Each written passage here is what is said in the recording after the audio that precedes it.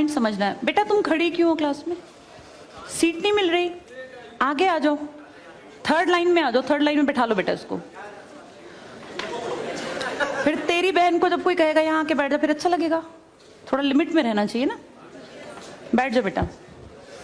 चलो अपने देखो, अपने व्यवहार को ऐसा रखो जैसा तुम दूसरे के साथ करो, तुम्हारी बहन के साथ वही होगा। यहाँ नहीं, जहां वो कॉलेज में जाएगी वहां होगा, बस में होगा, ऑटो में होगा। समाज सबसे मिलके बनता है। तुम घटिया हो ना किसी के लिए, तो तुम्हारी बहन के लिए 100% कोई ना कोई घटिया। भगवान जो है कर्मा रिटर्न्स बैक है, ये सीधी थ्योरी है ये। और ये मैं अपने लिए भी मानती हूँ, मैं अपनी बेटी के लिए भी मानती हूँ।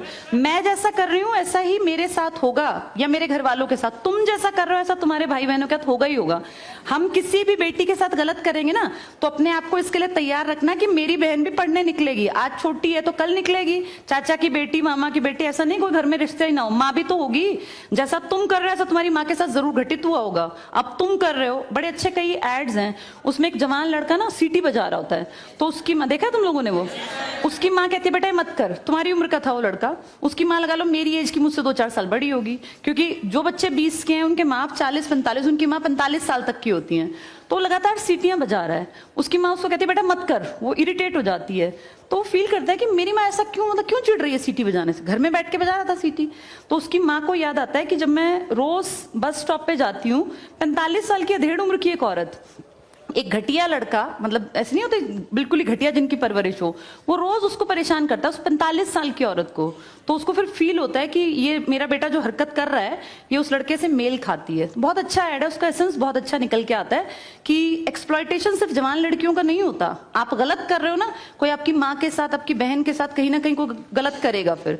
इसलिए समाज को अच्छा बनाओ, क्लास को ऐसा बनाओ, कोई लड़की वहां से अगर आ रही है और तुम कह रहे हो यहाँ आ जा, तो ये ठीक है, ये अपने आप सोच के देखो, ये हमारी परवरिश को भी दिखाता है कि हमारी परवरिश कैसी माँ ने की है।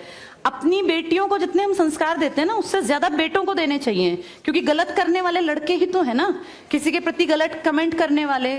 ये ठीक नहीं होता। इतने काबिल बनो कि कोई तुम्हारे साथ बैठना चाहे। तुम्हें ये कहना पड़ रहा है कि यहाँ के बैठ जाओ, तुम कोई वो छिछोरे 70-80 के दशक के लड़के थोड़ी ना हो, पढ़े लिखे 21वीं-22वीं सदी के लड़के बैठे हो, तुम कोई बच्चे नहीं हो। अब अपने व्यवहार को इतना अच्छा बनाओ, क्योंकि जब गलत बात बोलो ना तो ये सोच के बोलना कि मेरे घर में जो औरत है ना उसको ये सहना पड़ रहा है कहीं ना कहीं।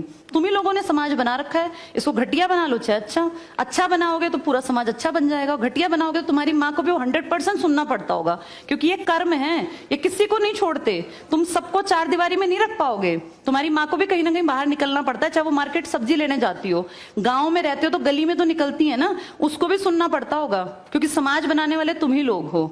तो ये ध्यान रखो सबको कि भाई किसी को हमारे किसी भी कमेंट से बुरा ना लगे, और इनको अलग मत समझो। जैसे तुम्हारी बहनें ऐसी ही ये हैं, पसंद आना कोई अलग बात होती है, पर व्यवहार अच्छा रखना चाहिए। तुम्हारी परवरिश अच्छी माने की है, कम से कम ये दिखा के चलना।